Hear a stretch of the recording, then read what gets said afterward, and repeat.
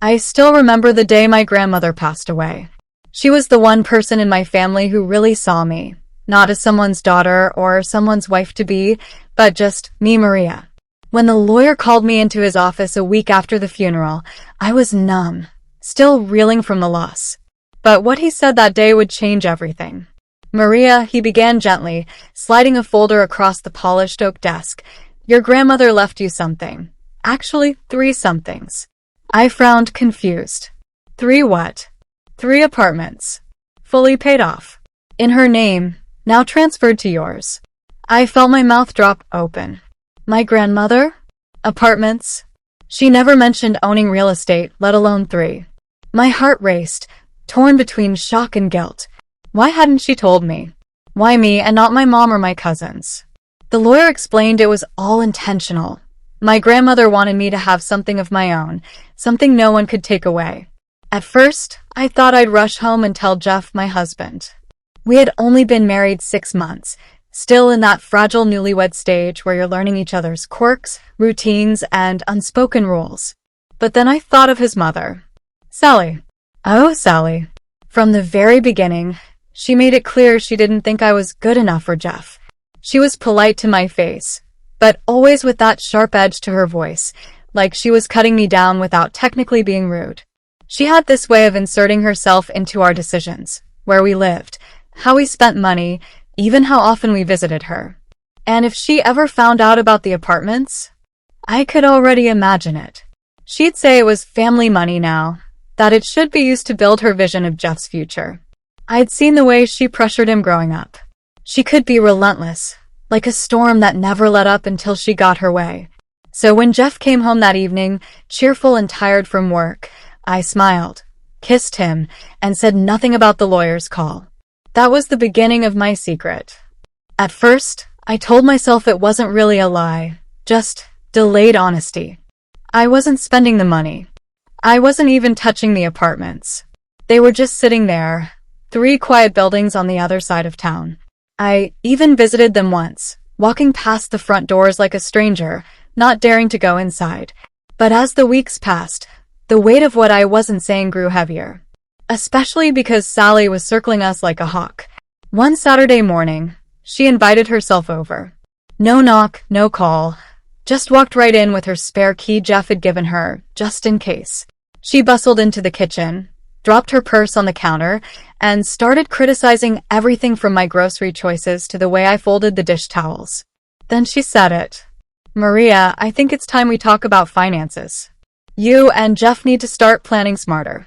I have some ideas." Some ideas. That phrase sent a chill down my spine. Because ideas from Sally usually meant instructions, non-negotiable ones. I smiled tightly and poured her some coffee, biting back the urge to say, "Actually, Sally, we're fine. In fact, I own 3 apartments, so maybe you should relax." But the words stayed trapped in my throat. Instead, I sat there listening while she laid out her grand plan for how Jeff and I should combine accounts, save for a bigger house, and oh yes, sign a prenuptial agreement. Just for security. A prenup. 6 months into the marriage. I laughed, thinking she was joking, but she wasn't. She even said she knew a notary who could come by next week to get the paperwork started. That was the moment I realized. This secret I was keeping wasn't just about money. It was about control. My grandmother had given me independence, a safety net Sally could never touch. And telling Jeff too soon, before he really understood the way his mother operated, felt like handing her the keys to it all. But what I didn't know then was that the longer I kept my silence, the bigger the storm was growing, and soon it would break wide open. When Sally left that afternoon, my hands were still trembling from holding the coffee cup too tightly. I waited until the door shut, until I heard her car pull out of the driveway, before I finally let out the breath I'd been holding. Jeff didn't seem shaken at all. He just shrugged, rubbed the back of his neck, and said, "You know how Mom is. She's just looking out for us in her own way." I stared at him, trying to process. Looking out for us? She'd just suggested a prenup. 6 months into our marriage. And she hadn't even asked him. She asked me. "Jeff," I said carefully, "do you think it's normal for your mom to show up with financial plans for us?" He gave me a sheepish smile. like a little boy caught sneaking cookies. She's always been like that. She wants the best for me. And there it was. The blind spot. Jeff adored his mother, and in many ways I admired that. His loyalty, his sense of duty. But he couldn't, or wouldn't, see that her love came with chains. Chains she'd wrap around both of us if I let her. I wanted to tell him everything right then. To blurt out, Jeff, I don't need your mom's approval, or her money, or her plans. Because I have my own. Grandma left me 3 apartments, and we could live free of all this if you just trust me. But the word stuck. I could almost hear Sally's voice in my head. Maria doesn't know how to manage money. Maria's reckless. Maria just wants to spend Jeff's hard-earned income. No, I couldn't give her that weapon. Not yet. So instead, I smiled, though it felt like plaster cracking on my face, and said, I think we need to set some boundaries. Jeff nodded, but his eyes darted away. Sure. Boundaries. He said it like someone promising to clean out the garage someday. That night, lying awake beside him, I stared at the ceiling and thought about the apartments. I pictured the first one, a cozy 2-bedroom with hardwood floors and a little balcony where you could see the city skyline. My grandmother had loved sitting there with her tea, watching the lights flicker on across the horizon. The second was more modern, all steel and glass, with tenants already paying steady rent. The third was old, creaky, the kind of place that smelled like history. 3 lifelines. 3 chances at freedom. And I couldn't tell my own husband about them. The guilt twisted in my stomach, but so did defiance. This wasn't about money. It was about survival. Emotional survival. The next week, Sally made good on her promise. I came home from running errands and found her car parked in our driveway. Again. I walked in, and there she was, sitting at our dining table with a leather briefcase spread open. A man in a suit sat across from her, flipping through papers. Maria, Sally chirped, like she owned the place. Perfect timing. This is Mark, the notary I told you about. We're just reviewing the documents. I froze. My hands tightened on the grocery bags until the paper crinkled. Jeff walked in from the kitchen, looking embarrassed but not nearly embarrassed enough. Hey babe. Mom thought we could just look over some things. I wanted to scream. Instead, I put the bags down slowly, deliberately. Sally, I said, my voice shaking, you can't just show up here with a notary. This is our marriage, not yours. Her smile never wavered, but her eyes hardened. Maria, don't be defensive. This is just about protecting my son. You wouldn't want him left vulnerable if, God forbid, something happened between you two, would you? The notary cleared his throat, clearly regretting his decision to accept this job. Jeff stood there like a deer in headlights, torn between us. And in that moment, I realized something chilling. If I didn't stand up now, I might never get another chance. I took a deep breath, squared my shoulders, and said, this conversation is over. Pack up the papers. Leave. The room went silent. Sally's smile cracked just a little, and for the first time, I saw her mask slip. She was furious.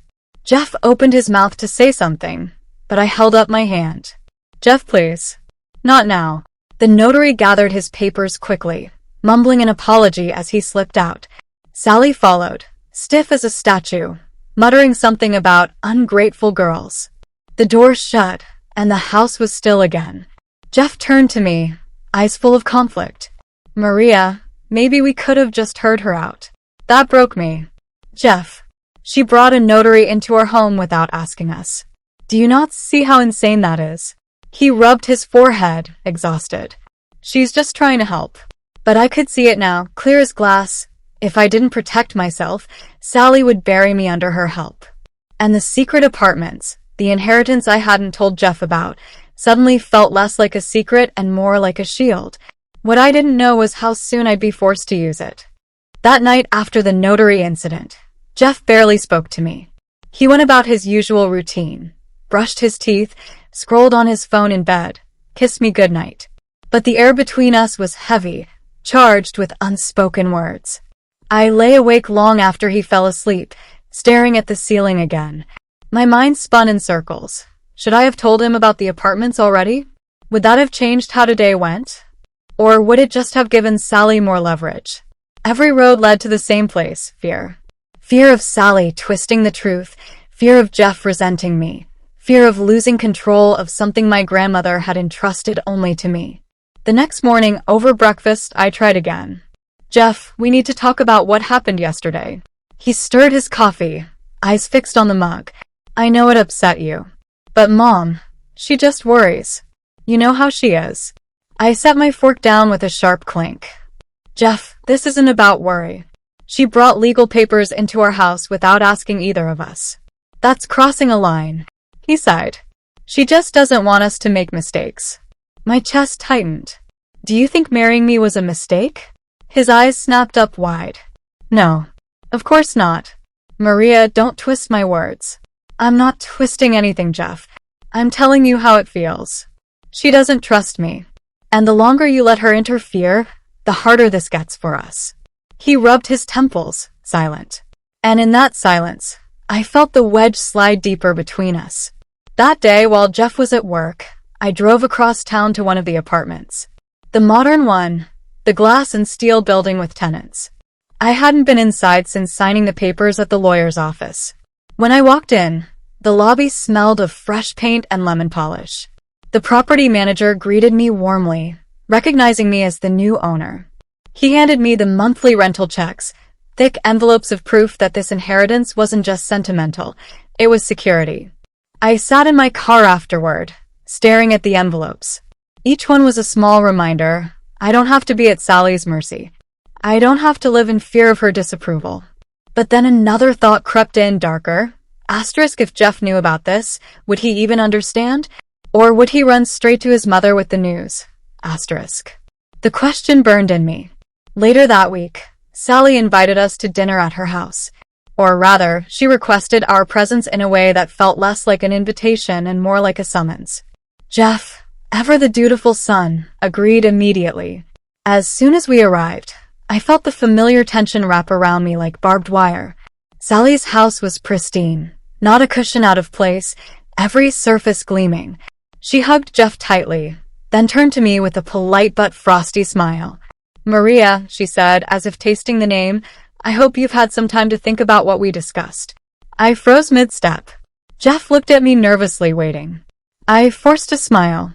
Actually, Sally, I think Jeff and I need to handle our finances privately. Just the two of us. Her eyes narrowed, though her lips curved in mock sweetness. Of course, dear. I just assumed you'd want guidance. Some people aren't experienced with managing money. The jab landed, sharp and deliberate. My grandmother's voice echoed in my head. Never let anyone make you small, Maria. I gripped the edge of the dining chair, so tightly my knuckles turned white. I wanted to scream, to throw down the rental checks in her face and say, I'm more than capable. But instead, I stayed quiet. Because revealing my secret now, under her smirking gaze, wouldn't be freedom. It would be surrender. Dinner was torture. Every word out of Sally's mouth was laced with criticism. Too much salt in the casserole. Too much time Maria spent wandering around town instead of working overtime. Too much, too much, too much. On the drive home, Jeff tried to make light of it. She just likes to push buttons. Don't let her get to you. But the truth was, she was getting to me. And Jeff didn't see it, or worse, didn't want to. That night, alone in bed, I opened the drawer where I'd hidden the rental checks. I held them in my hands, the paper cool and heavy. And I made a quiet vow to myself. If Sally pushed me one more step, if she crossed one more line, I would use the inheritance. I would use it to protect myself, to protect my marriage, even if Jeff didn't understand at first. Because the truth was becoming clear, secrets like this don't stay buried forever. And Sally had a way of digging up everything. The following week, Sally didn't just drop by. She stormed into our home like a general inspecting her troops. No warning, no phone call. Just the sound of the front door creaking open and her heels clicking against the hardwood floor. I was in the middle of folding laundry when she appeared in the doorway, arms crossed, lips pursed like she'd caught me committing a crime. Maria, she said crisply, do you and Jeff have any plans to upgrade this place?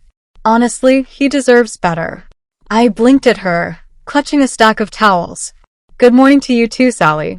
She didn't flinch at the sarcasm. I'm serious. This starter home is fine for now, but Jeff could do much better. I've been talking to a realtor. I cut her off before she could finish. A realtor? She nodded, pleased with herself. Yes. There's a lovely property not far from here.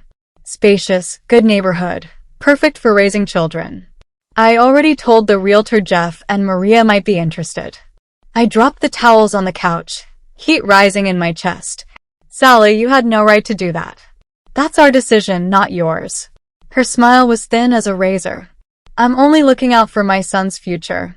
Surely you want the best for him too. I opened my mouth, but the sound of Jeff's car pulling into the driveway stopped me. Moments later, he walked in, cheerful and unsuspecting. Hey, Mom. What's going on? She lit up instantly, wrapping him in a hug. I was just telling Maria about the property I found for you two. It's beautiful, Jeff. You'll love it.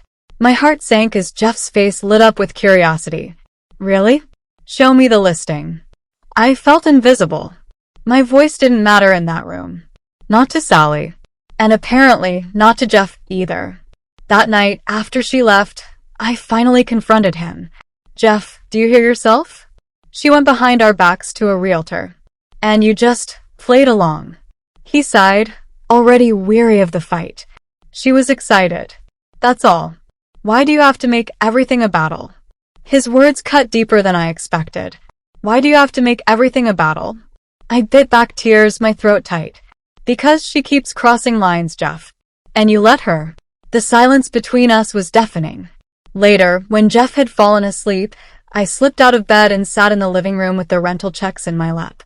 My grandmother's apartments could buy us freedom. We could move into one of them. No mortgage, no interference, no strings. But every time I imagined telling Jeff, a darker image followed. Sally finding out. Sally twisting it into proof that I deceived her precious son. And still, the pressure cooker kept building. A few days later, it all came to a head. Sally called Jeff while he was at work. I only knew because he came home looking uneasy, his phone still buzzing in his pocket. What's wrong? I asked. He hesitated, then said, Mom wants us to meet with her financial advisor this weekend. She thinks we're not planning properly for the future.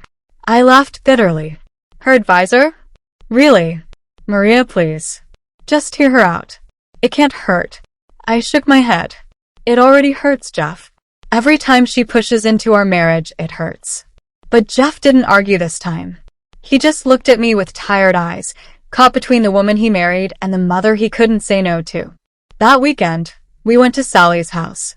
Against my better judgment, I agreed, because Jeff begged me. The advisor was waiting in her immaculate living room, a man in his 60s with a neatly pressed suit and a folder full of charts. Sally hovered nearby, smug and satisfied. Maria, she said sweetly, this is just to help you two get on the right track. I'm sure you'll learn a lot. I sat there seething as the advisor explained savings strategies, investment opportunities, retirement planning, all while Sally nodded approvingly, as if she were the one married to Jeff, not me. Halfway through, I couldn't take it anymore. This is ridiculous, I said, cutting the advisor off mid-sentence. Jeff and I can handle our own finances. The room went silent. The advisor blinked in surprise. Jeff shifted uncomfortably. Sally's smile froze. Maria, she said softly, dangerously, if you're not careful, you'll ruin everything. Something in me snapped. I stood up, my voice steady but trembling underneath. No, Sally. What ruins everything is you trying to control our marriage. I'm done with it. Her eyes narrowed, cold and calculating. And in that moment, I realized I'd just drawn a line in the sand, one she wasn't going to forgive easily. What I didn't realize then was how far she'd go to cross it. The drive home from Sally's that night was silent. Jeff kept both hands on the wheel, staring straight ahead. I sat in the passenger seat, my arms crossed, my heart pounding. Finally, he spoke. Maria, you didn't have to embarrass her like that. I turned sharply to him. Embarrass her? Jeff, she set up a meeting with her financial advisor without asking us. She's treating us like children, not adults. He gripped the wheel tighter. She just wants to help. You could have been more polite. I laughed bitterly. Polite? She undermines me every chance she gets. And you expect me to just sit there and smile? Jeff didn't answer. And in that silence, something shifted. For the first time, I wondered if I was really in this marriage alone. The next few days, things were tense. Jeff went about his routine, but he was distant. When I tried to bring up Sally, he shut down. When I didn't bring her up, the unspoken tension hung in the air like smoke. And then the phone calls started.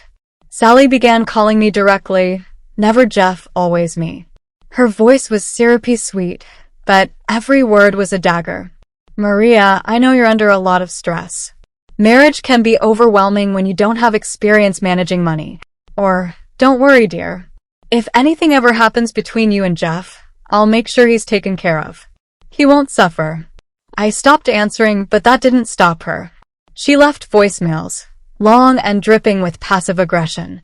I deleted them, but the bile they left in my stomach lingered. One afternoon, after the 5th missed call in 2 days, I went for a drive just to clear my head. And without even planning it, I found myself outside one of the apartments, my grandmother's old 2-bedroom with the balcony. I parked across the street and just sat there, staring at it. It looked so ordinary, just another brick building with ivy climbing the walls. But to me, it was safety. It was mine. And yet, it was also my secret.